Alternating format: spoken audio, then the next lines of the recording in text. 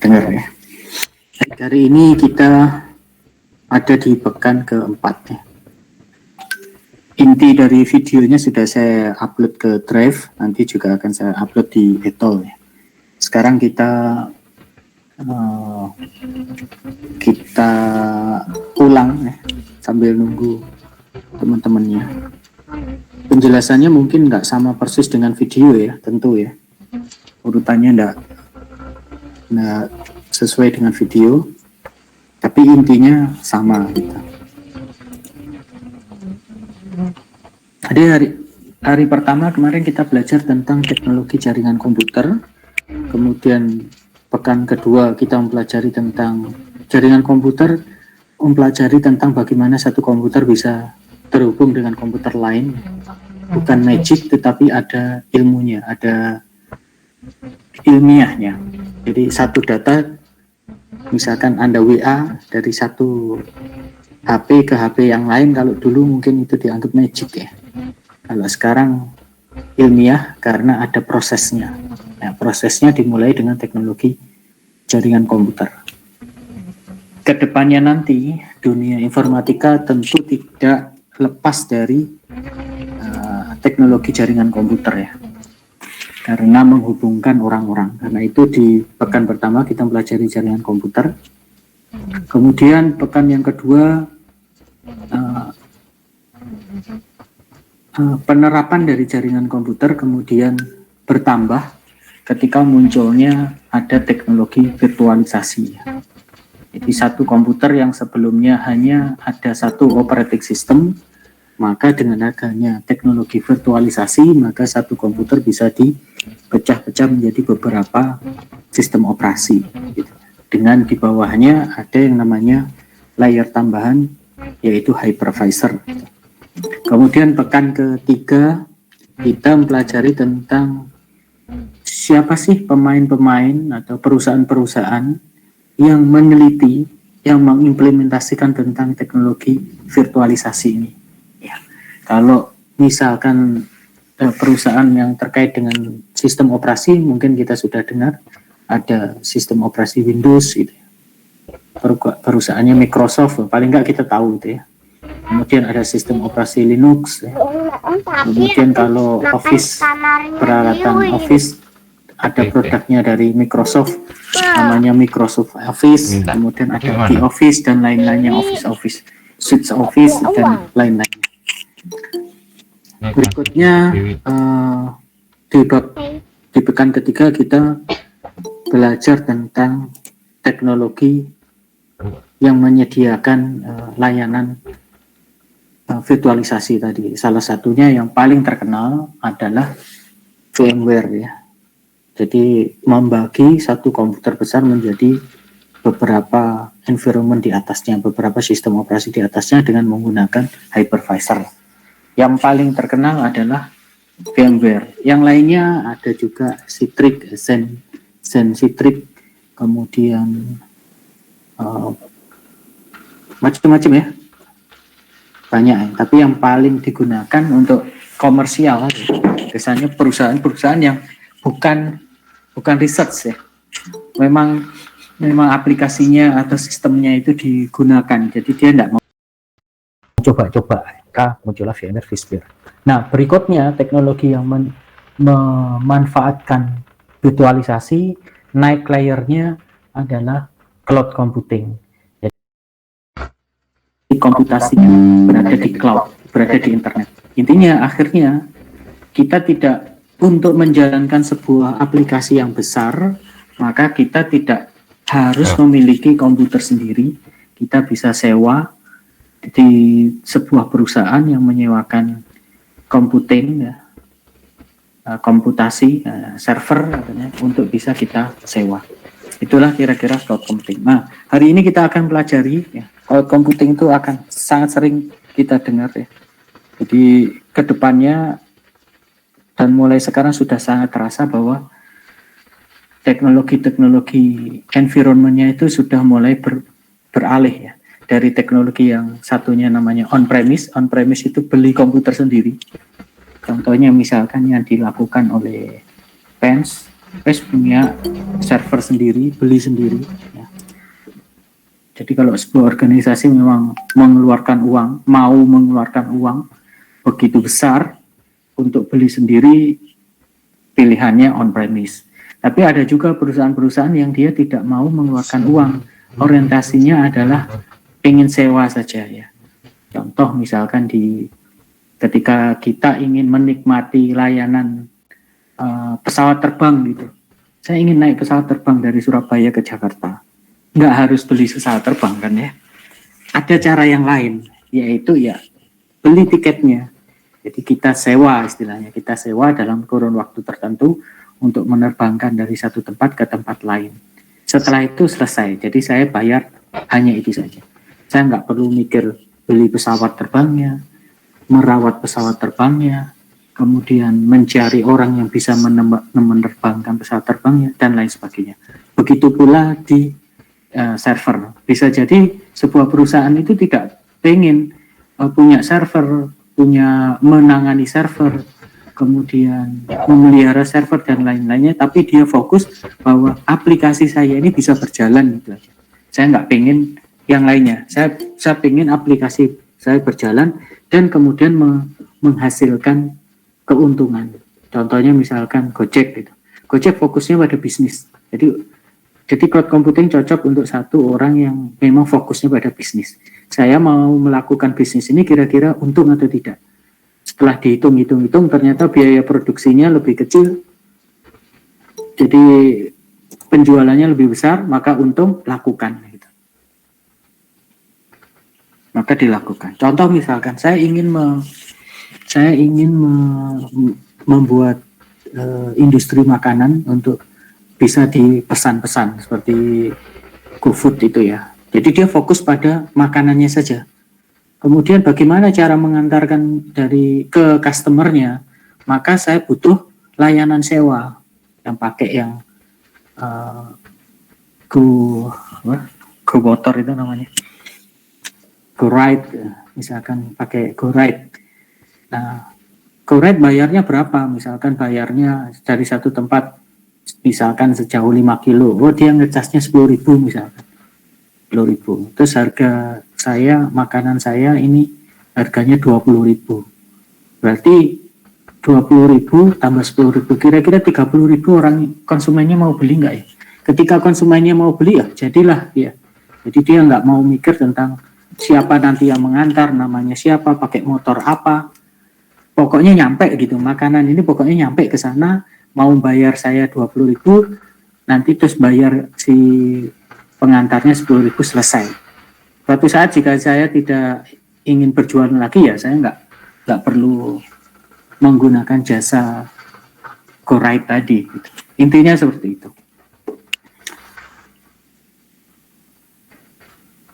Nah, untuk pertama kita akan pelajari konsepnya. Jadi materinya ini saya ambil dari materinya AWS Academy ya. Seharusnya sebenarnya enggak boleh ditulis ini sebenarnya yang ini. Tapi ini Simalakama sebenarnya ya. Modul ini sebenarnya enggak boleh disebar. Tapi modul ini dengan cara tertentu ini juga disebar gitu. Jadi contohnya misalkan AWS ini ingin dosennya mempelajari ini, maka ini dikasihkan ke kita. Gitu. Terus kemudian harapannya kita menyampaikan ke mahasiswa, tapi nggak boleh pakai modulnya. Gitu.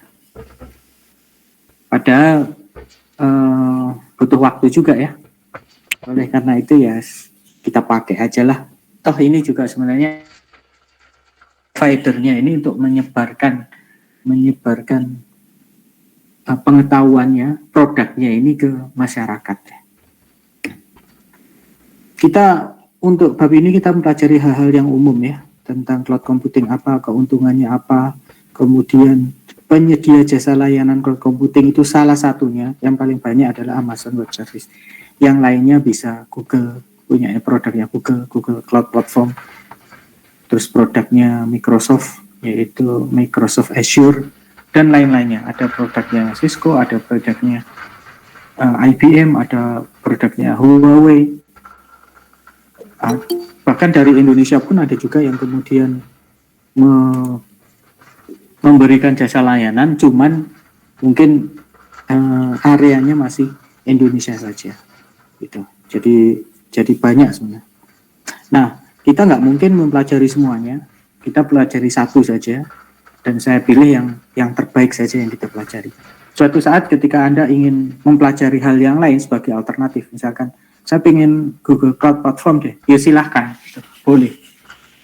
Gitu. Silahkan belajar sendiri, paling enggak dari padanannya kita sudah pernah belajar. Nah, kemudian di akhir modul ini sebenarnya kita diharapkan untuk bisa mendefinisikan, mengetahui apa itu cloud computing, ya, tipe-tipe model-model cloud computing, apa sih yang disebut cloud computing, apakah sistem ini bisa disebut cloud computing dan lain sebagainya. Kenapa kita harus menggunakan cloud computing? Ada 6 keuntungan paling enggak. Cocok nggak keuntungan itu dengan kita? Karena ada juga yang nggak cocok ya. Ada juga yang enggak, saya butuh yang ini gitu. Contohnya misalkan Pens menganggap, saya nggak cocok dengan cloud computing, saya butuhnya beli saja. Karena kenapa? Ya saya punya uang gitu. Dan itu kondisinya berbeda-beda setiap organisasi gitu. Dan ini menjadi alternatif untuk yang tidak mau mengeluarkan biaya. Oke. Nah, apa itu cloud computing? Cloud computing adalah sebuah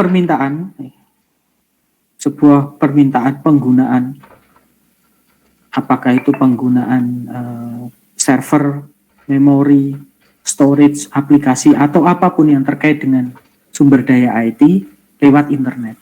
Dan saya bayarnya hanya ketika saya gunakan saja, itu hanya. Jadi pemenuhan kebutuhan kita, permintaan kita terkait dengan semuanya tentang IT, ya. Dan saya hanya bayarnya yang sesuai yang saya gunakan dan connect-nya menggunakan internet. Itulah. Jadi bisa saja apa pekerjaannya. Misal sekarang yang lagi booming itu sistem sewa aplikasi, ya. Aplikasi tidak dijual tapi aplikasi disewakan. Misalkan ada satu perusahaan A, dicek Anda. Perusahaan A ini enggak punya aplikasinya. Kemudian saya tawarkan, Pak, mau enggak misalkan aplikasi, saya buatkan aplikasinya bisa seperti ini, bisa A, B, C, D sesuai dengan kebutuhan organisasi Bapak. Terus bayarnya gimana? Bayarnya per bulan saja gitu. Jadi kira-kira omset Bapak menaik jadi berapa? Sekarang kira-kira kalau jualan seperti ini omsetnya berapa? Ini agak serius. Dihitung secara ekonomi, omset saya sebulan itu dengan cara manual gini, sebulan itu 30 juta gitu. Perputarannya 30 juta. Oke, terus kemudian Anda ini orang IT, ya. Orang IT yang harusnya juga dibekali dengan ekonomi, ya, bisnis. Kemudian Anda hitung, kalau manual caranya seperti itu, kalau pakai teknologi IT mestinya ada cara yang lain ditawarkan. Hitung-hitungan, ketemulah misalkan Anda ketemu, bisanya jadinya ini bisa 50 juta nih. Terus dipresentasikan ke pemilik modalnya atau organisasi. Pak, kalau misalkan caranya seperti ini, kira-kira nanti omsetnya bisa deh naiknya sampai 50 juta gitu. Nah, kalau seperti itu kok bisa seperti itu? Iya, karena pakai aplikasi yang saya buat ini. Terus pembiayaannya gimana? Nah, karena omsetnya naik dari 30 menjadi naik ini. Nah, omset yang naiknya ini nanti 50% Bapak bayarkan saya sebagai sewa aplikasi, 50%-nya untuk tambahan Bapak gitu. Misalkan ya. Jadi omsetnya dari 30 juta, si pemiliknya bisa jadi 40 juta lumayan. Tapi padahal itunya jadinya 50, yang 10-nya untuk yang bikin aplikasi. Dan aplikasi itu digunakan selama perusahaan itu menggunakannya. Jadi dia bayar terus. Tiap bulan 10 juta terus. Itu satu perusahaan. Nanti kemudian Anda bergerak ke perusahaan lain. Nah, itu salah satu contoh dari definisi ini juga, cloud computing. Jadi si organisasi ini menggunakan segala resource IT, apakah dia aplikasinya saja, apakah dia storage-nya, apakah database-nya dan lain sebagainya, dia gunakan lewat internet dan dia bayar sejumlah waktu yang dia gunakan saja. Ketika organisasi ini yang jual tadi sudah, enggak usah gitu, pakai aplikasi saya nggak terlalu bagus kok, sama aja sih, tambah repot saya. Nah, ketika diputus ya sudah, berarti nggak bayar lagi. Nah, kemudian yang kedua adalah infrastruktur dianggap sebagai software. Jadi kalau misalkan on-premise, saya punya server 2, saya butuh lagi 1, berarti kan beli di bawah, ketambahan 1, bisa dihitung 3. Nah, kalau cloud computing bentuknya software, saya punya 2 server, pengen lagi ya nambah lagi, tapi bentuknya software. Jadi yang menyediakan adalah si penyedia jasa cloud tadi ya, cloud providernya. Nah, sehingga ini cloud computing mengizinkan kita untuk berhenti, mengajak kita untuk berhenti berpikir bahwa infrastruktur itu adalah hardware. Hardware itu artinya kita bisa sentuh. Saya punya 3 server, mana bisa disentuh? Server 1 disentuh, server 2 disentuh, server 3 disentuh. Tapi kalau misalkan software kita nggak bisa. Kamu punya berapa server? 3, mana? Nggak bisa disentuh, tapi bisa dibuktikan. Dibuktikan lewat apa? IP-nya ada 3 misalnya. Ini IP yang pertama, IP yang kedua, IP yang ketiga. Nah, dibuktikan seperti itu. Storage juga gitu. Oh, storage-nya sekian, saya punya tambah, maka beli lagi storage ya, bisa dipegang. Tapi kalau misalkan software, tidak bisa. Taunya dari mana? Ya dari kapasitasnya itu.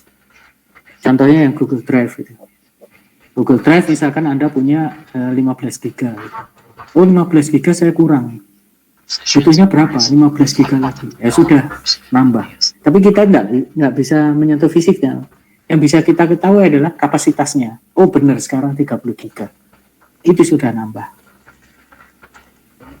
Ya, nambah tanpa kita menyentuh fisik. Gitu. Dibandingkan, ini perbandingan ya. Perbandingan itu juga tidak selamanya yang satu jelek gitu maksudnya. Tapi tergantung dari kondisi dan kebutuhan. Seperti itu tadi. Ada satu organisasi yang punya uang banyak, bisa beli. Oh, berarti cocok buat dia. Dia punya SDM, punya uang, punya gedung, punya ruangan, punya satpam, punya AC, punya listrik, semuanya punya, beli sendiri, boleh-boleh saja, cocok gitu. Tapi kalau misalkan satu organisasi makan gitu, yang jual makan gitu, atau jual baju, ya, dia kan ngapain beli server gitu? Harus menyediakan ruangannya, harus menyediakan listriknya, dan lain sebagainya. Ini ya. Tradisional dianggap infrastruktur itu dianggap sebagai hardware. Maka kalau hardware, maka kita harus perlu ruangan. Ada staff yang harus memaintain. Ada physical security, ada satpamnya, ada perencanaannya, kira-kira beli berapa. Kemudian ada modal di awal. Beli semuanya itu, menyediakan itu kan tidak bisa dicicil ya. Misalkan sekarang ruangannya dulu, listriknya nanti ya tetap tidak bisa jalan. Listriknya dulu, AC-nya nanti tidak bisa jalan, rusak nanti servernya. Semuanya ada, nggak ada yang jaga, bahaya nanti hilang, diambil orang. Kemudian ketika hardware solution, maka dia butuh lelang yang siklus lelang yang panjang. Kalau beli server kita tidak bisa langsung dalam 5 menit langsung jadi gitu. Oh, saya tambah 2 server. Satu dalam 5 menit, fling, tiba-tiba servernya muncul gitu. Kayaknya kok tidak bisa gitu ya. Jadi kan harus nge-pack dulu, kemudian bikin penawaran untuk lelang, terus ada bikin panitia lelang, kemudian ada pendaftarnya, kemudian diadu, kemudian dirembukan siapa pemenangnya. Setelah pemenangnya dikasih DP, kemudian ada waktunya, baru datang. Ketika hardware-nya datang, dicek dulu benar atau tidak, sesuai spek atau tidak, Bisa jadi kadang nggak sesuai spek gitu. Di Indonesia kayaknya biasanya gitu. Jadi misalkan speknya A1 dan A2, datangnya B1, B2. Kadang ada yang seperti itu. Nah kayak gitu kan repot lagi nanti. Ada yang nyerah, ya sudahlah seadanya, kasih B1, B2 enggak apa-apa lah, daripada enggak ada. Ada yang ngotot, enggak, punya requirement saya dulu A1 dan A2, kenapa B1, B2? Akhirnya balik lagi, mendal lagi, dan seterusnya.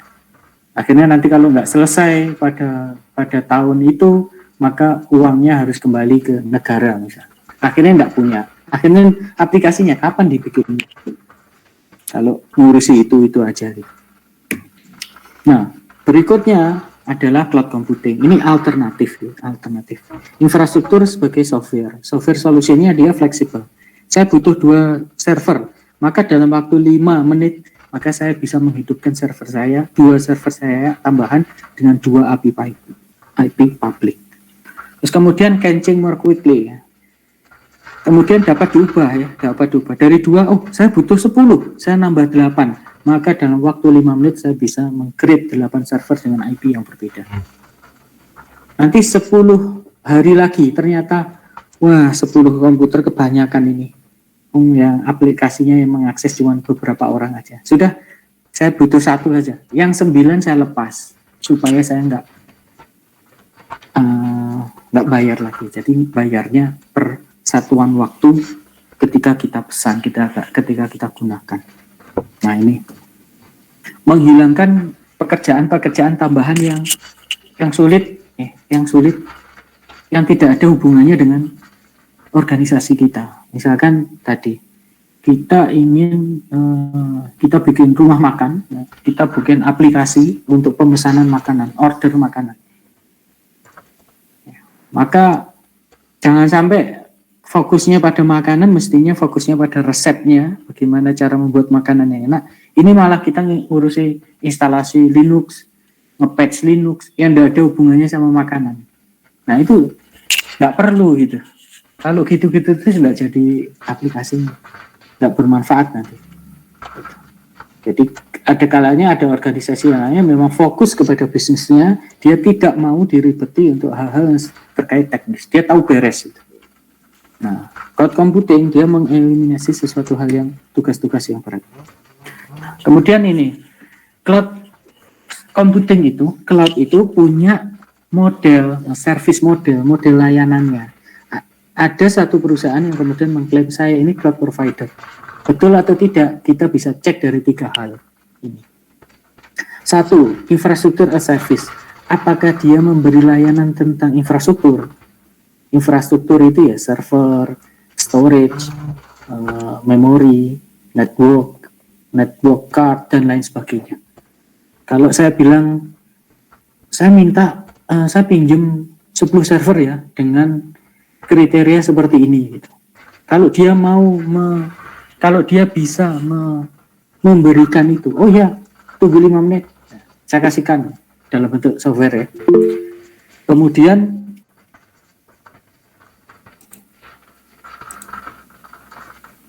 ada yang tanya? Enggak ya? Oh, kok bunyi? Kemudian kalau dia bisa memberikan layanannya, maka salah satunya terpenuhi. Berikutnya adalah platform as service. Saya ingin server, tapi servernya itu sudah komplit dengan sistem operasinya, komplit dengan database-nya gitu. Saya butuhnya itu database-nya. Saya pengen data saya simpan ke database, tapi saya nggak pengen install operating systemnya, install database-nya. Bisa jadi install database itu juga repot ya. Misalkan database server yang sekarang ada MySQL, Postgre, SQL Server, Oracle misalkan. Nah, untuk menginstal aplikasi-aplikasi tersebut itu juga tidak mudah. Jadi kalau misalkan saya nggak pengen ribut di bidang itu, sulit di bidang itu, tolong berikan saya servernya siap untuk digunakan gitu aja. Kalau misalkan PostgreSQL, tolong saya diberikan PostgreSQL. Saya tinggal connect saja ke database-nya. Saya nggak pengen tahu gimana caranya installnya, terus setting-settingnya, terus kemudian update patch-nya. terus saya nggak pingin, saya pingin jadi saja database-nya, maka itu sebagai platform as a service, itu sebagai platform as a service. Nah, apakah sebuah perusahaan yang menyebut dirinya tadi cloud provider itu menyiapkan itu? Pak, saya ingin database Postgre, bisa nggak? Oh, install sendiri Pak, kita nggak menyiapkan. Oh, berarti sejatinya dia itu tidak bisa disebut sebagai cloud provider. Itu contohnya kayak misalkan perusahaan-perusahaan hosting gitu ya. Dia hanya menyiapkan servernya saja. Dia tidak ada jasa untuk instalasinya. Instalasi ini dengan segala tanggung jawabnya ya. Jadi kalau rusak dia harus ngapain dan sebagainya. Berikutnya ini yang sudah jadi ya, software as a service. Jadi perusahaan kemudian menyediakan sebuah aplikasi yang sudah fix untuk bisa digunakan. Mungkin bisa kerjasama dengan perusahaan yang lainnya. Jadi aplikasinya sudah jadi, saya tinggal implementasi. Contohnya apa? Misalkan contohnya kayak meeting gini nih, aplikasi meeting gini. Saya pinginnya Zoom, Google Meet, saya sendiri namanya Chime. Jadi semacam ini video conference ini. Nah, kita kan nggak pengen tahu caranya gimana ya source code-nya di dalamnya ya. Terus kalau bedanya connect sama 10 sama 100 gimana cara connect-nya? Urutannya gimana? Nggak pengen. Saya pengen langsung kayak Google Meet ini. Tinggal ting ting ting ting, saya kirim link, kita sudah bisa teleconference. Maka itu disebut sebagai software as a service. Jadi aplikasinya sudah jadi. Tinggal pakai saja, tinggal bayar sesuai yang waktu yang kita gunakan. Nah, itu yang disebut sebagai software as a service. Jadi ketiga layanan ini harus ada kepada sebuah organisasi yang menyatakan dirinya adalah cloud provider. Jadi kalau misalkan hanya menyediakan layanan di bidang infrastruktur saja, maka sebenarnya dia tidak bisa disebut sebagai cloud provider. Cloud hosting gitu. Berikutnya adalah pengembangan model. Nah, ketika sudah pengembangan model itu gimana yang di cloud-nya? Pengembangan aplikasi maksudnya. Satu, pengembangan model itu bisa dilakukan di cloud semuanya. Jadi tidak ada aplikasi yang ada di tempat saya, tapi semuanya ada di cloud. Yang kedua yang hybrid, sebagian ada di cloud, sebagian ada di komputer lokal kita atau di komputer lokal kita. Nah, nanti di semester sekarang Anda kan belajar tentang web design. Saya kasih contoh web design. Web design sekarang Anda lakukan di on-premise, artinya di komputer Anda masing-masing. Bikin web design. Oke, jadi. Berikutnya, nanti Anda belajar back-end pemrograman web di semester yang kedua. Itu tempatnya juga di komputer laptop Anda dulu masing-masing ya. Di on-premise. Nanti di semester ketiga digabungkan, Anda sudah belajar front-end, back-end, ditambah dengan teknologi web yang sekarang, dicoba untuk membuat sebuah project. Project dikerjakan. Kerjakannya di mana? Tetap di komputer Anda dulu. Kemudian berikutnya nanti di semester 4 Anda akan mempelajari ini, cloud computing, ada kuliah namanya workshop aplikasi dan cloud. Gitu. Artinya nanti kita akan mempelajari tentang detail. Ini hanya bab pertama ya. Kalau betulan banyak, bisa 12 bab plus praktikumnya. Kalau di cloud. Kemudian di semester 4 aplikasi yang kita bangun di on-premise ini nanti akan dipindah ke cloud. Jadi aplikasinya atau modelnya dilakukan di cloud. Keuntungannya apa ya? Keuntungannya aplikasi tersebut jadi bisa diakses oleh semua orang di dunia. Ya. Ketika kita bikin aplikasi di komputer kita, itu tahap development, pengembangan. Nah, kemudian testingnya bisa ditaruh di cloud dengan kekuatan yang minimal dites.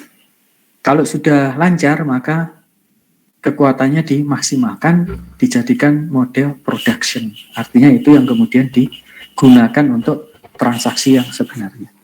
Jadi model pengembangan cloud computing itu ada 3. On-premise atau disebut sebagai private cloud di komputernya sendiri. Hybrid, separuh komputernya, separuh di cloud. Contohnya apa? Nah, contohnya misalkan saya buat aplikasi menggunakan database. Aplikasinya ada di komputer saya di lokal, tapi database-nya ada di internet. Ada 2. Satunya di lokal, satunya di internet. Hybrid. Kalau cloud semuanya ada di sana. Semuanya ada di cloud. Semuanya ada internet. Jadi codingnya ada di cloud. Enaknya gimana? Enaknya kita nggak perlu komputer yang spesifik ya. Jadi di rumah saya punya komputer, aplikasi saya ngerjakannya di cloud selesai. Terus kemudian di kantor saya tinggal nembak saja tadi cloud saya tadi, masukkan user, password, saya lanjutkan programnya. Nanti suatu saat saya pergi keluar kota, nggak bawa laptop, pinjem dulu. Pinjam komputer, connect ke cloud saya lanjutkan programnya. Nah, semuanya itu ada di cloud. Jadi kemana-mana kita bisa nggak bawa laptop. Kemudian ini ada beberapa hal yang sama antara jaringan komputer tradisional dengan istilah yang di cloud. Jadi mirip, cuman namanya saja yang dibuat berbeda, tapi tujuannya biasanya sama, hampir sama. Ya. Firewall misalkan, nanti kita akan pelajari lebih lanjut ya, ada di keamanan jaringan. Ada namanya firewall, ada security group ya. Ada namanya ACL, network ACL, administrator dan seterusnya. Oke, di section pertama kita sudah mempelajari ya, cloud computing adalah ya, pengantaran kebutuhan kita, permintaan kita terhadap resource ya. Penyampaian kebutuhan kita terhadap resource IT yang itu disampaikan atau dilakukan via internet, dan pembayarannya saya membayar hanya pay as you go, yaitu seberapa lama Anda gunakan. Selama apa Anda gunakan, ya itulah Anda bayar. Cloud computing ya, mengajak kita untuk berpikir bahwa infrastruktur itu adalah software yang bisa dimanipulasi. Kemudian ada 3 pengembangan layanan, model layanan di cloud, yaitu infrastruktur as a service, platform as a service, dan software as a service. Kemudian ada 3 contoh deployment berbasis cloud ya, yang ada di cloud, yaitu 1 model cloud, 2 hybrid, yang ketiga adalah on-premise atau private cloud. Terus kemudian apa yang bisa nih? Hampir semua yang kita lakukan di komputer kita sekarang, istilahnya ini tradisional, on-premise, itu bisa kita lakukan di cloud.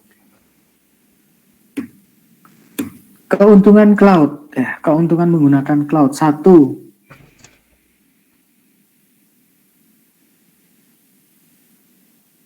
bahwa ketika kita membangun data center, maka kita tidak perlu membutuhkan model di awal.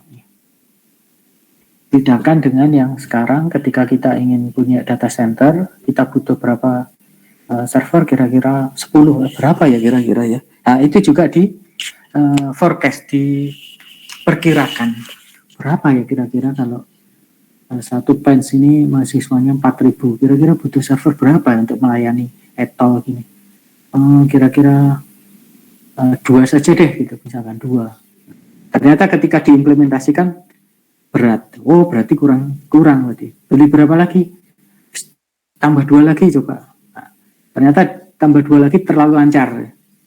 Jadi idealnya harusnya 3 misalkan cukup. Nah, itu kita prediksi ya. Jadi kita prediksi. Nah, untuk di cloud kita tidak usah prediksi, langsung saja. Misalkan saya butuhnya berapa, 2, cek 2. Kurang, tambah lagi 4, tambah 2 lagi jadi 4. Kelebihan, kurangi lagi 1. Itu dilakukan dengan waktu yang sangat cepat. Ya 5 menit tadi. Jadi karena kenapa? Karena kita tidak membeli dari awal, kita hanya pinjam saja. Ya. Logikanya kayak itu tadi ya. Go ride, Gojek gitu ya. ini butuh berapa motor Gojek ya? Oh 2 gitu. Oh berikutnya nambah lagi 1 dan seterusnya. Itu mudah karena kita tinggal pesen saja, nggak beli motornya. Kemudian dibayar sesuai dengan jumlah yang Anda konsumsi aja, Anda gunakan saja ya. 1, data centernya kita tidak perlu mengeluarkan uang. Jadi investasinya tidak harus mengeluarkan uang. Kemudian membayar berdasarkan waktu yang kita gunakan. Kemudian dari sisi sewa tadi itu ternyata semakin banyak orang yang menyewa satu servis itu, semakin banyak maka harga satuannya itu semakin murah. Contoh misalkan kita beli nasi goreng kalau beli satu harganya 15.000. Kalau masif economy of scale artinya bertambah banyak. Kalau beli 10 berapa? Oh kalau gitu beli 10 harganya 12.500 lah per satunya. Nah, kan turun dari 15.000 menjadi 12.500. Itu beli 10. Kalau saya beli 50 bungkus gimana? Oh kalau 50 bungkus 10 ribuan aja. Kalau beli 100 bungkus, itu 7.500 misalkan kayak gitu ya. Nah itulah salah satu yang terjadi di cloud itu. Semakin banyak orangnya yang menyewa pada satu layanan itu, maka harga persatuannya jadi turun. Dan itu menjadi keuntungan bagi kita. Terus kemudian ya ini tadi berhenti untuk menebak berapa jumlah kapasitas yang saya butuhkan. Contohnya misalkan, estimasinya terlalu berlebihan. Harusnya beli 1, beli 3. Padahal 1 harganya 200 juta. Misalkan. Waduh ini sudah terlanjur beri eman ini. Sudah dibeli kan tidak bisa dijual lagi. Akhirnya overestimate. Untuk perusahaan-perusahaan yang orientasinya bisnis tentu ini tidak boleh ya. Waduh loh, berarti percuma 400 jutanya ini dibuang. Nah bahaya. Atau berkurang namanya. Terus beli 1 aja lah gitu. Ternyata lemot gitu. Jadi latensinya tinggi. Jadinya nggak bagus ya. Karena kita terlalu meng-underestimate. Yang bagus gimana? Yang bagus adalah sesuai perencanaan, bisa gini. Ini berdasarkan waktu segini. Oh kurang nambah lagi. Oh kurang nambah lagi. Oh kurang nambah lagi. Oh kelebihan diturunkan. Oh kelebihan lagi diturunkan. Oh nambah lagi ditambah. Oh nambah lagi ditambah. Dan seterusnya. Kalau menggunakan cloud bisa seperti itu. Bisa langsung ditambah, bisa langsung di-delete dan seterusnya. Kemudian meningkatkan kecepatan dan agility. Ya, karena kita bisa mendapatkan satu server dalam waktu 5 menit. Segera setelah ini misalkan. Sekarang, oke, hitung 5 menit. 5 menit itu login dulu. Mungkin 5 menit itu dihitung setelah dia login ke AWS-nya. Sudah login, selesai, dihitung. Coba buat satu server. Mulai, tit. Cek, langsung nanti dapat ID publiknya. Akhirnya cepatannya Ya, biarin. agility, kelincahannya butuh lagi berapa? 5 lagi 5 menit set, langsung dapat lagi. Beda ketika di on premise Anda berarti harus lelang dulu ya, beli gitu. Nah ini berhenti untuk mengeluarkan uang dalam rangka mengelola atau memelihara data center yang berjalan. Artinya kalau kita punya terlanjur beli 5 server gitu, akhirnya kan memang kita sudah mengeluarkan uang untuk 5 itu ya. Terus gimana? Apakah tidak dinyalakan servernya? Nanti malah rusak, nggak pernah dipakai, malah rusak. Sudah harganya mahal, tidak dipakai, rusak bisa. Tapi kalau berarti harus dipakai. Nah, kalau dipakai sebenarnya dia tidak perlu dipakai sih. Tapi begitu dipakai dia butuh bayar listriknya, terus perlu di maintenance dan lain sebagainya. Jadi itu adalah biaya-biaya yang muncul. Nah, di sini disarankan pakai, kalau menggunakan paradigma cloud computing itu stop spending money. Hentikan pengeluaran uang untuk hal-hal seperti itu. Karena orientasinya bisnis. Jadi pembiayaan-pembiayaan yang tidak diperlukan itu harus dihentikan.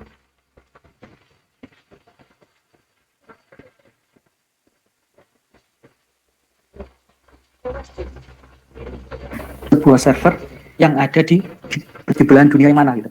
Saya bisa install server yang ada di Jepang.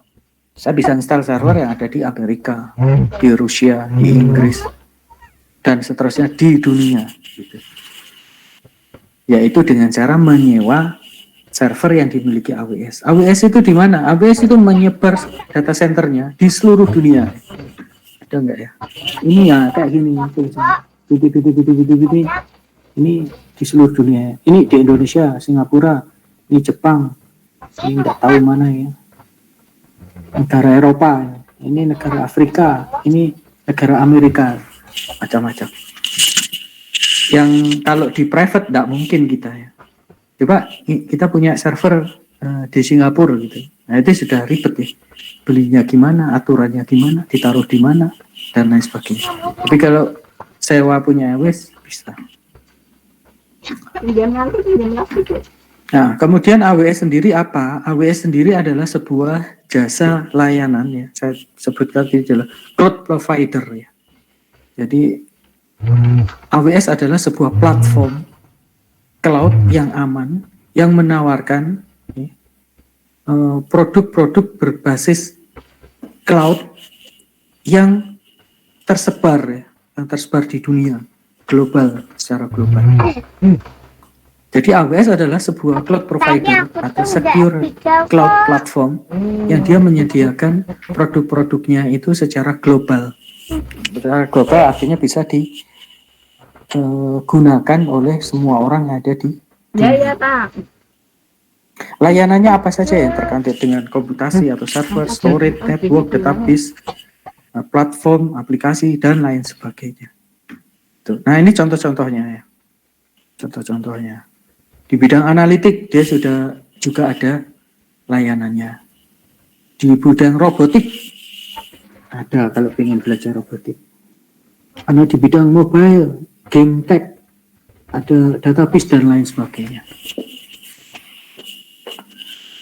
Jadi ini contoh misalkan seperti rumah makan itu jual apa saja.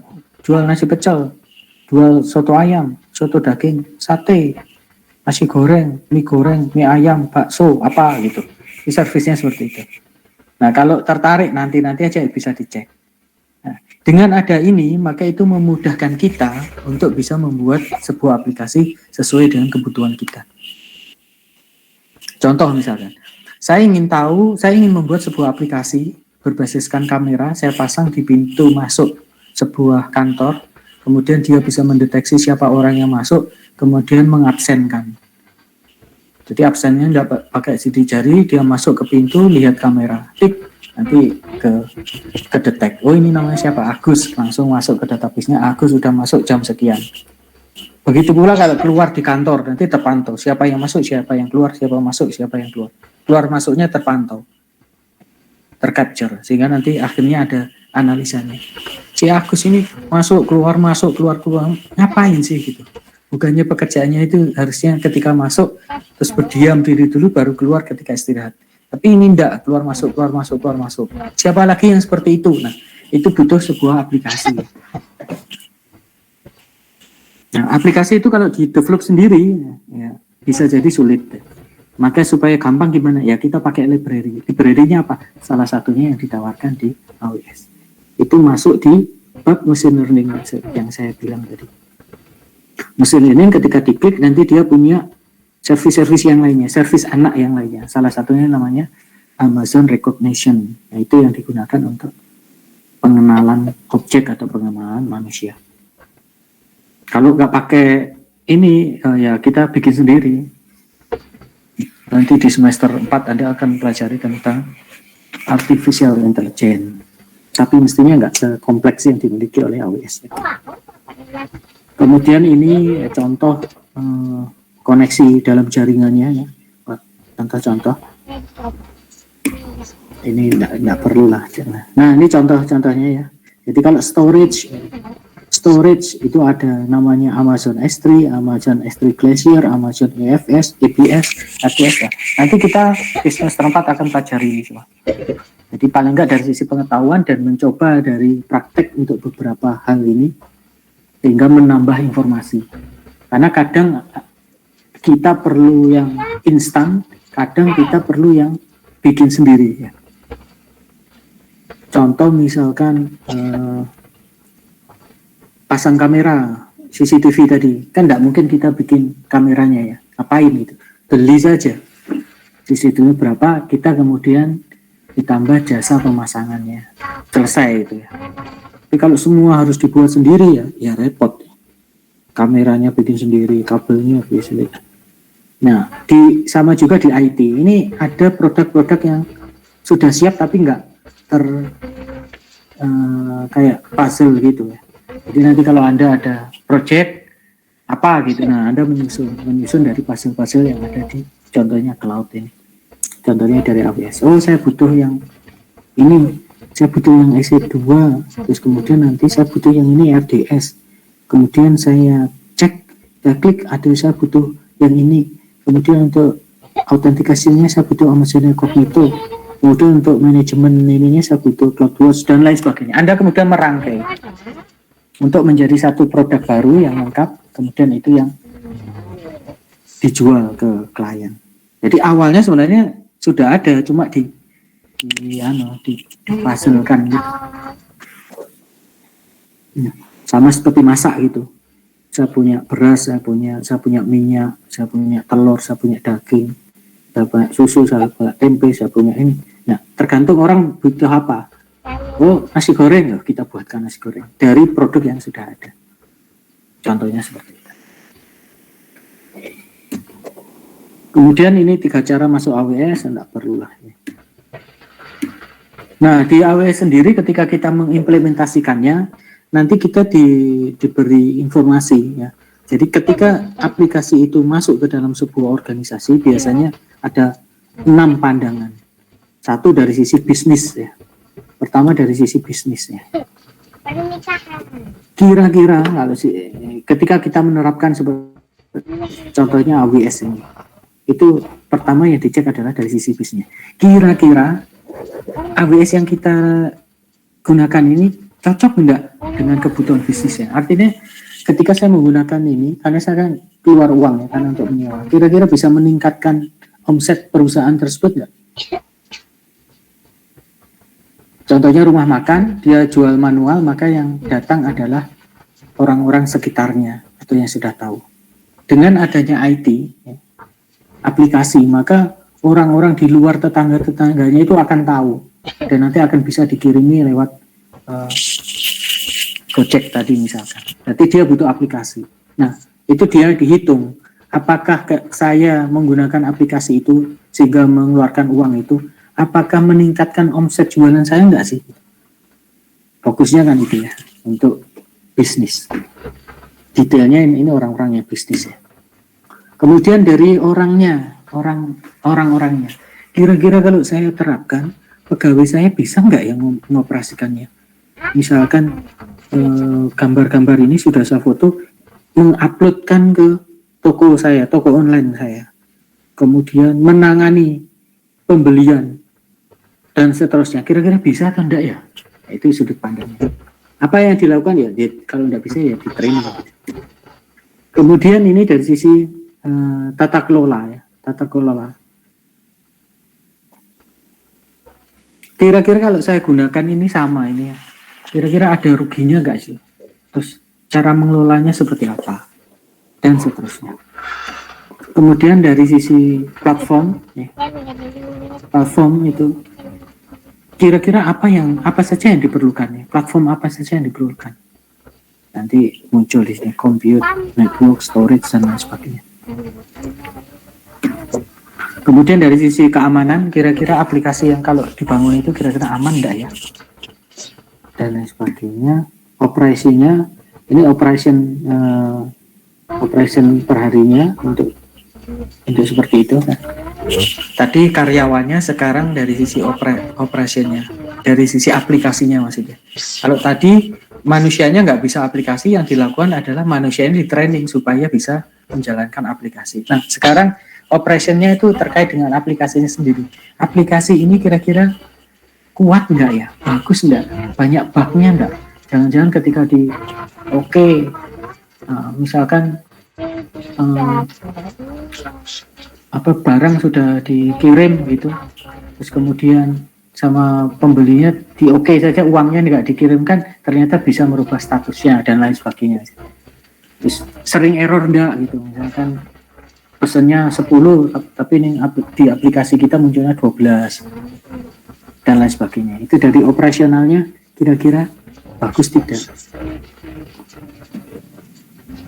Ini yang terakhir model summary-nya. Jadi summary-nya adalah satu, kita mengenal apa itu cloud computing, kita mengenal keuntungan-keuntungan yang didapat dari cloud computing, kita mengenal tipe model service layanan atau service yang ada di cloud computing, cloud, dan kemudian model deployment-nya, terus kemudian bisa menyebutkan tadi contoh layanan-layanan ada di AWS, kemudian AWS juga memiliki AWS Cloud Adoption Framework ya.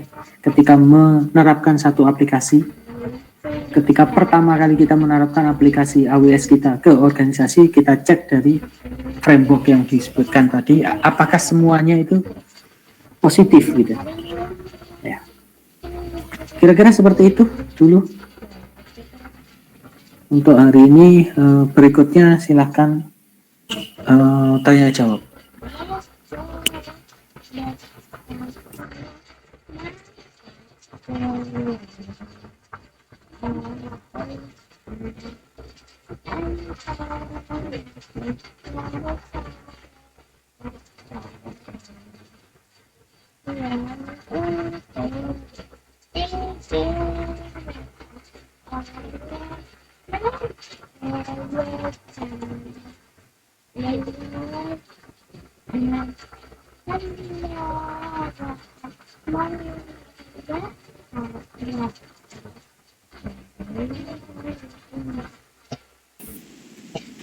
Oke, tidak ada pertanyaan. Nah, kalau nggak ada, kita sudahi aja.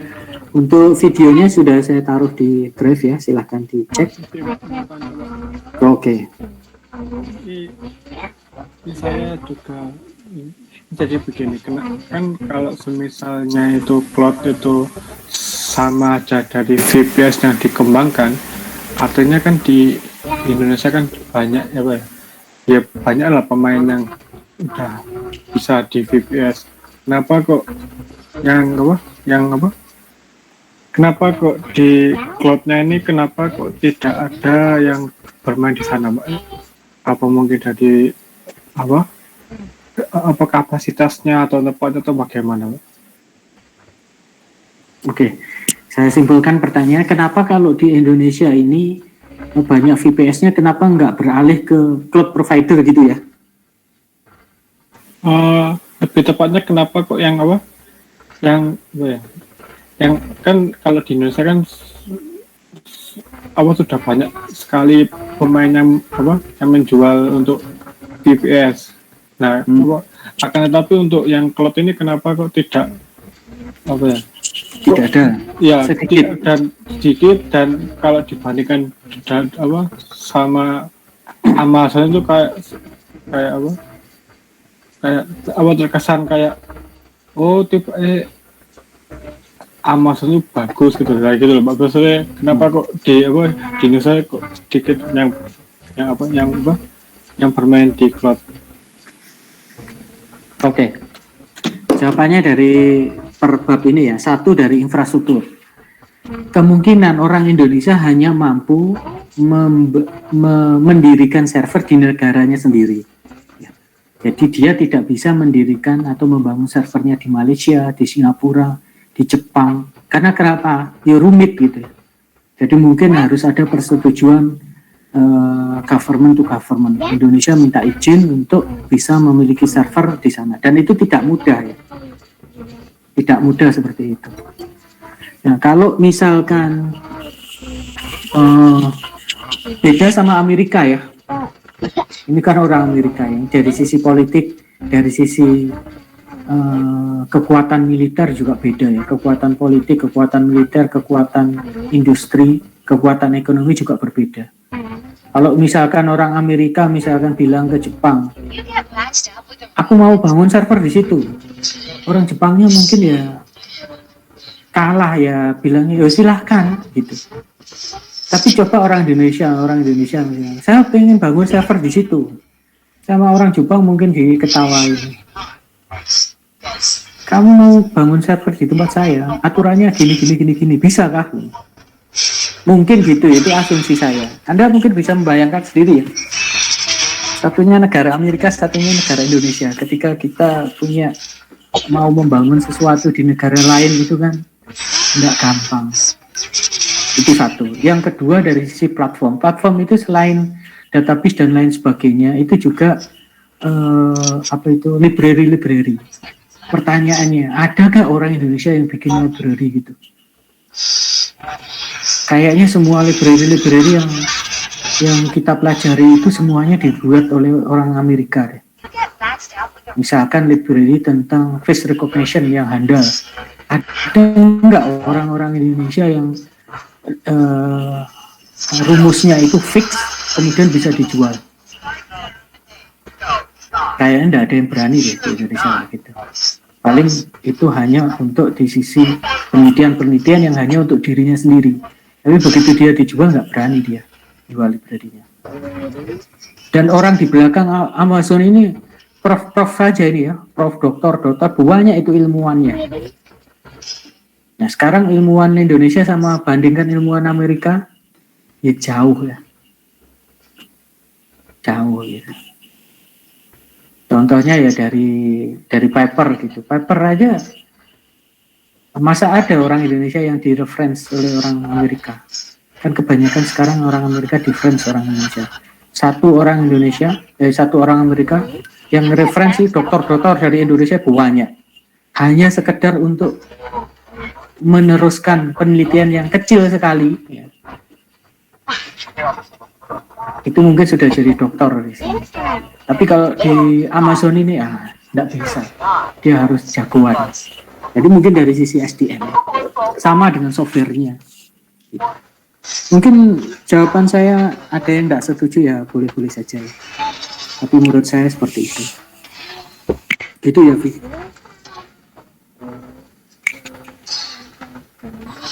Baik Pak, terima kasih Pak.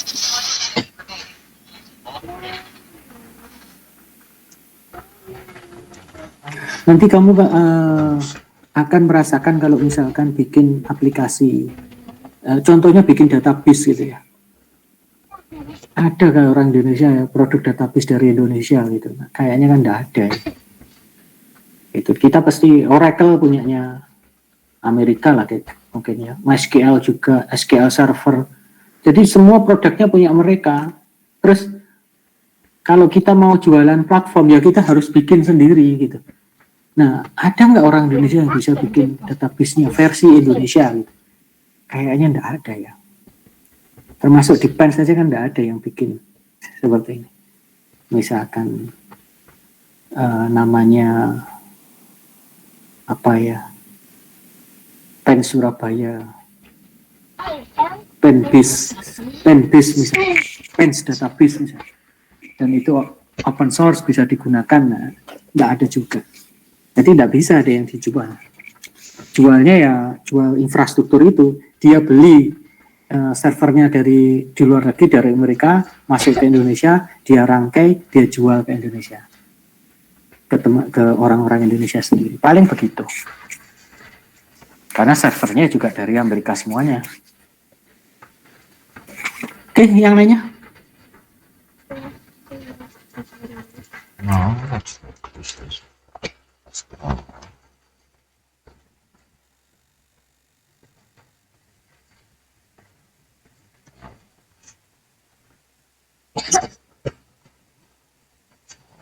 Halo,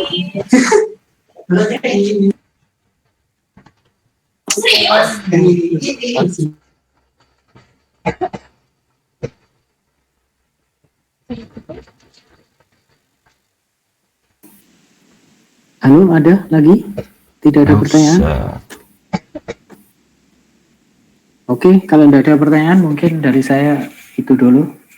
Sampai jumpa lagi pekan depan. Terima kasih. Assalamualaikum warahmatullahi wabarakatuh. Waalaikumsalam warahmatullahi wabarakatuh. Terima kasih Pak. Terima kasih.